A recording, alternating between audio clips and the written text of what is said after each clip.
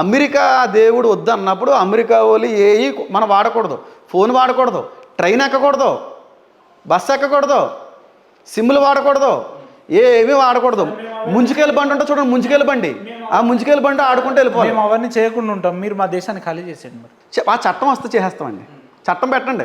మీరు కూడా అక్కడ ఏం పర్చేస్ చేయలేదు. క్రైస్తువులు అనేవాళ్ళు ఇక్కడ ఉండడానికి వీలు లేదు. అమెరికాలో ఏవి కొనొద్దని, ఒక పర్చేజ్ చేయొద్దని మీరు కూడా చట్టాలు చెప్పండి. మాకు అవసరం లేదు. ఈయనే అమెరికా దేవుడు అంటున్నాడు. అవును, మేమేమి అమెరికా వస్తువులు వాడద్దు అంటలేదు. అమెరికా దేవుడు అన్నప్పుడు అమెరికా సంబంధించిన వస్తువులు వాడకూడదు అంటున్నాను. దేశం అండి ఇప్పుడు ఈయన సార్ మన భారతదేశం అండి. ఏ దేశం? భారతదేశం. భారతదేశం కాదు, హిందూ దేశం అంటే నేను కాదంటాను నేను. సింధు నదీ ప్రాంతాన్ని కాబట్టి సింధు కాస్త హిందూ అయింది కానీ భారతదేశం. ఏంది భారత్ అంటే అర్థమైంది? ఏం ఉంటాయండి ఇంకా అన్నీ మనకి ఎందుకు సార్? ఎందుకు చెప్పాలి? అందులోకి వెళ్తే పెద్ద పెద్ద కాంట్రవర్సీలు అండి. మన భారతదేశం మనం గౌరవిద్దాం, నేషనల్ యాంథమ్ పాడదాం, అన్ని అక్కడ వరకు సరే. మీరు భారతదేశం అంటున్నారు, నేను హిందుస్థాన్ అంటున్నాను. హిందుస్థాన్ సరే, హిందుస్థాన్ అన్నా ఏదన్నా ఫోన్ హిందువులు ఎక్కువ ఉంటారు కాబట్టి హిందూ దేశం. ఇండియా అంటారండి. అమెరికాలో క్రిస్టియన్స్ ఎక్కువ ఉన్నారు కాబట్టి, అమెరికాలో క్రిస్టియన్స్ ఎక్కువ ఉన్నారు కాబట్టి అమెరికా దేవుడు అని చెప్తే మీకు వచ్చిన తర్వాత అదే అండి. ప్రపంచం అంతా మాత్రం ఈ దేశాన్ని హిందుస్థాన్ భారతదేశం అన్న ఇండియానే పిలుస్తుందండి.